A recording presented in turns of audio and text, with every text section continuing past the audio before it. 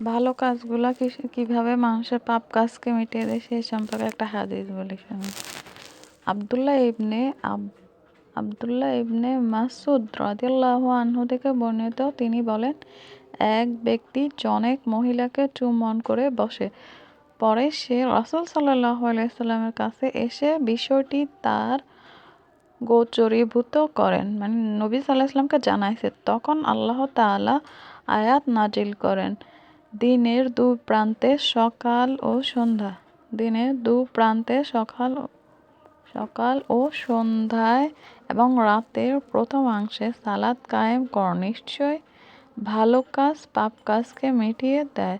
লোকটি জিজ্ঞেস করল, ইয়া রাসূলাল্লাহ, এই বিষয়টি কি শুধু আমার বেলায়? রাসূল সাল্লাল্লাহু আলাইহি ওয়াসাল্লাম বললেন, আমার সকল উম্মতের জন্য। সুবহানাল্লাহ।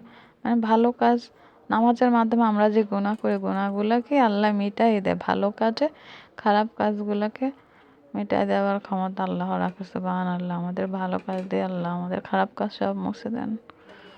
সুবহানাল্লাহ, সুবহানাল্লাহ, আল্লাহ মাফ করেন। আব্দুল্লাহ ইবনে মাসউদ রাদিয়াল্লাহু আনহু বাড়ির দিকে ইশারা করে বলেন, এই বাড়ির মালিক আমার কাছে বর্ণনা করেন যে আমি রাসূল সাল্লাল্লাহু আলাইহি ওয়াসাল্লামকে জিজ্ঞেস করলাম, কোন আমল আল্লাহর নিকট অধিক প্রিয়? তিনি বলেন, যথাসময়ে সালাত আদায় করা। ইবনে মাসউদ রাদিয়াল্লাহু আনহু পুনরায় জিজ্ঞেস করলেন, এরপর কোনটি? তিনি বলেন, এরপর পিতামাতার প্রতি সৎ ব্যবহার করা। ইবনে মাসউদ রাদিয়াল্লাহু আনহু আবার জিজ্ঞেস করলেন, এরপর কোনটি? রাসূল সাল্লাল্লাহু আলাইহি ওয়াসাল্লাম বলেন, এরপর জিহাদ ফি সাবিলিল্লাহ, আল্লাহর রাস্তায় জিহাদ করা। ইবনে মাসউদ রাদিয়াল্লাহু আনহু বলেন, এগুলো তো রাসূল সাল্লাল্লাহু আলাইহি ওয়াসাল্লাম আমাকে বলেছেন। যদি আমি আরো বেশি জানতে চাইতাম তাহলে তিনি আরো বলতেন। আবু হুরায়রা রাদিয়াল্লাহু আনহু থেকে বর্ণিত, তিনি বলেন, রাসূল সাল্লাল্লাহু আলাইহি ওয়াসাল্লাম বলেছেন, রাসূল সাল্লাল্লাহু আলাইহি ওয়াসাল্লামকে বলতে শুনেছেন,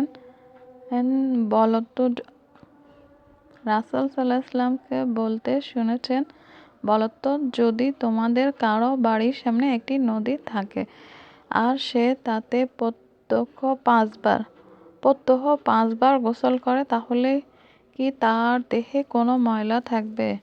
তারা বললেন, তার দেহে কোনরূপ ময়লা বাকি থাকবে না। রাসূল সাল্লাল্লাহু আলাইহি ওয়াসাল্লাম বলেন, এ হলো 5 ওয়াক্ত সালাতের উদাহরণ। এর মাধ্যমে আল্লাহ তাআলা বান্দার গুনাহ মিটিয়ে দেন। সুবহানাল্লাহ। 5 ওয়াক্ত নামাজে আমাদের কত উপকার করে, গুনাহ মাফ হয়েছে। মানে আমরা যে গুনাহ করতেছি সাথে সাথে আমরা সালাত আদায়ের মাধ্যমে আল্লাহ এই গুনাহগুলো মাফ করে দেয়। সুবহানাল্লাহ। আবু হুরায়রা ও আবু ওমর রাদিয়াল্লাহু আনহু থেকে বর্ণিত, রাসূল সাল্লাল্লাহু আলাইহি ওয়াসাল্লাম বলেছেন, যখন প্রচণ্ড গরম বৃদ্ধি পায় তখন গরম কমলে সালাত আদায় করবে, কেননা গরম